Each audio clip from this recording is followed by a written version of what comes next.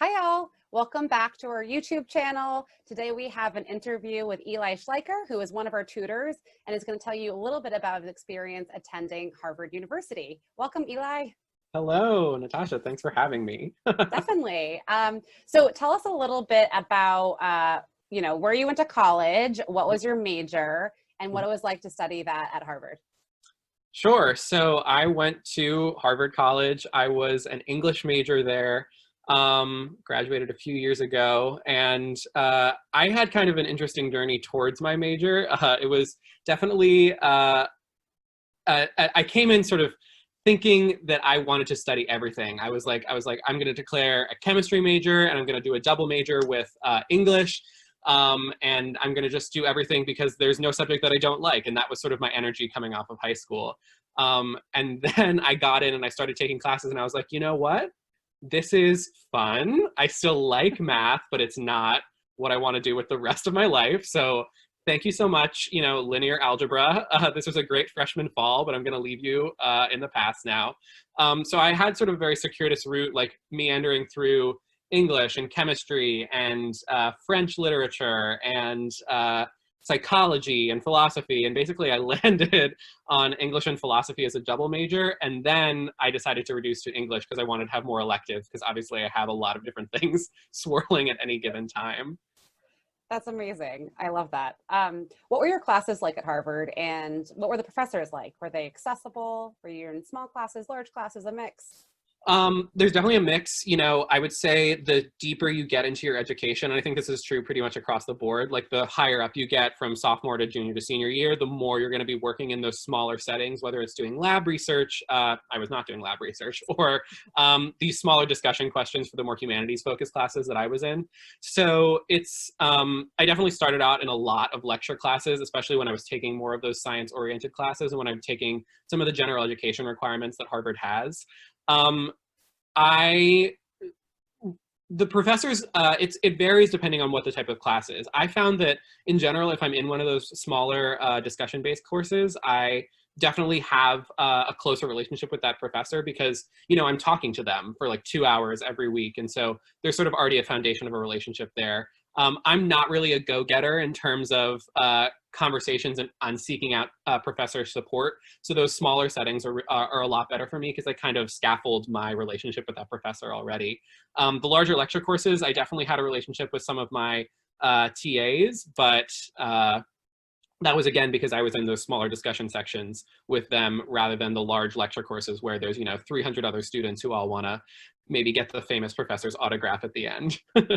Yeah, and you definitely have a lot of those at Harvard. Yeah. What about the students at Harvard? Is there like a stereotype of the type of student that attends Harvard, and is that stereotype accurate? Yes and no. I mean, I think the stereotype for Harvard students is that they're incredibly type A. They're very competitive. They're trying to always be at the top of the pack, and they're maybe a little snaky, trying to get ahead. I think those types of people exist everywhere. Harvard being no exception.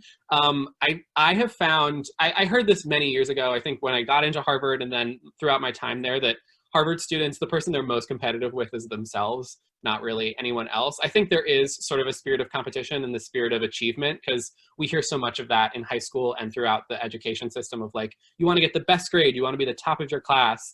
And so I think that energy definitely carries forward. The students at Harvard are the people who have succeeded in that system in some ways. So some of that energy carries, but I think a lot of what Harvard students are thinking about is not letting themselves down and making sure that they meet their own standards. I think a lot of what happens at Harvard also in terms of students changing paths or, taking time off or whatever it is, whatever journey Harvard students go on, I think it's them coming into touch with more of what their own standards are rather than the standards that have been placed on them by a high school or a guidance counselor or a larger college system. It's really sort of them figuring out, what do I actually want and how can I achieve that in this environment? Awesome. With that said, is there a type of person or student that should attend Harvard? Um, I think it goes back to that same mentality of just being driven. There is a lot of self-motivation that has to happen at Harvard. It is a big, big pond. There's, I mean, it is, Harvard students are very fortunate in that they're given a lot of resources, but also not a lot of guidance as to how to best use them. You know, there's some advising as there is at any college, but there are so many opportunities that I was coming into my senior year, and I was like, I've never attended an event at the Institute of Politics. Like, Harvard is known as a political juggernaut in a lot of ways between the Kennedy School and the government program in the undergrad. And I think that was just not something that was sort of in my consciousness as more of a humanities and arts focused person. So it was really strange for me to come into senior year and into my graduation thinking there are so many aspects of this school that I just haven't even touched. And it's not because I wasn't going out and looking for opportunities, but it's because there was just so much there that was kind of hard to wade through at times. So there's definitely a sense of, if you want to explore something, you have to have the drive and the will to go out and find that information, because it's very easy to become overwhelmed with the massive material that's at Harvard and the massive resources.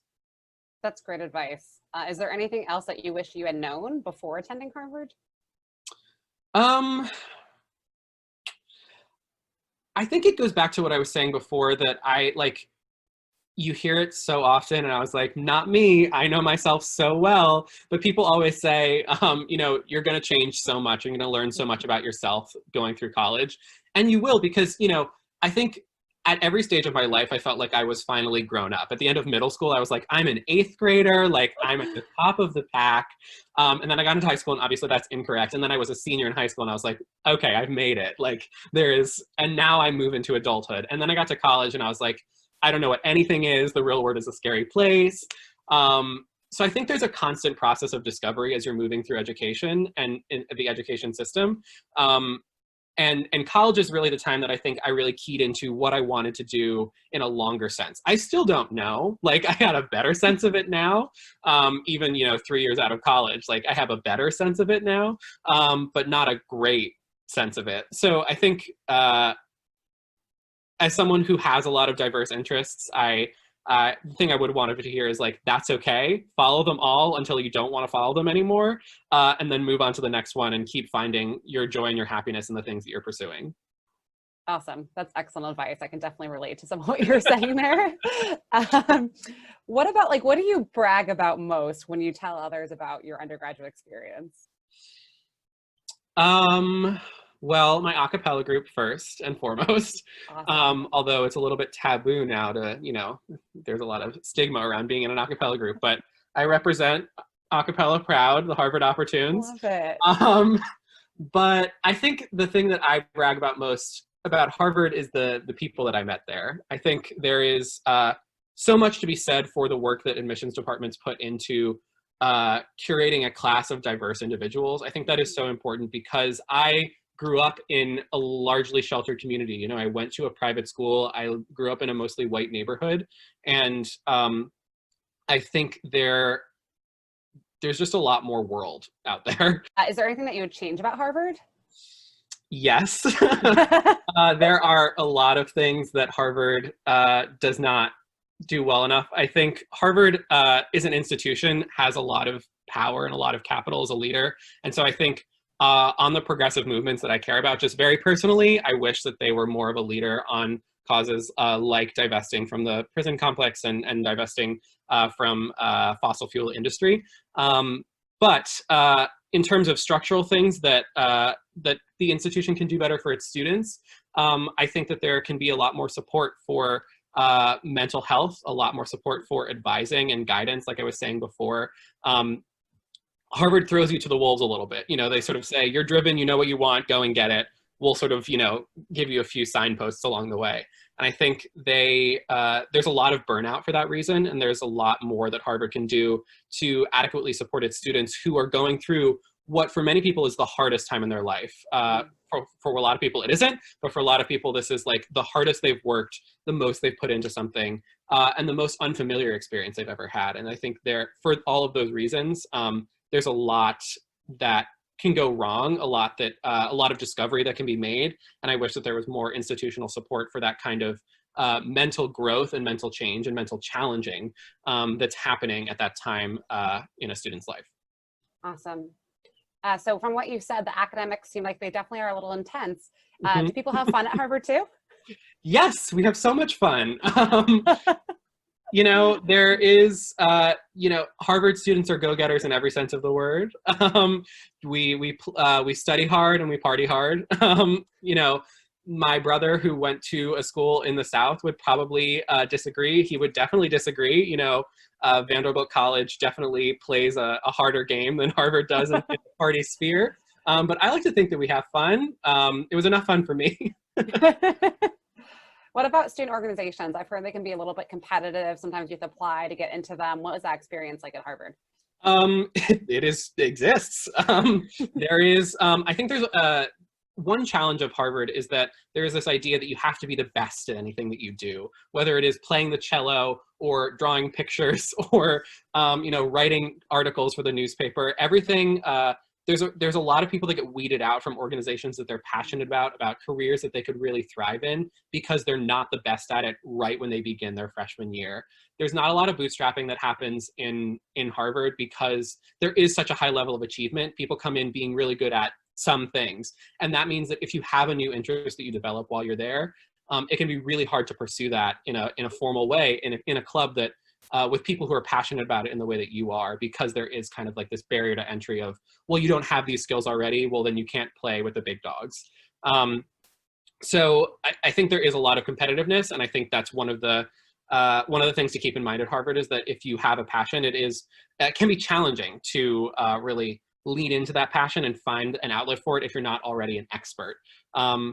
But again, that goes back to the idea of being driven, that like Harvard students, they have to have this sort of innate sense of, I want to go and get this thing, because again, there isn't a lot of institutional structural support for achieving those big goals, those dream-driven goals.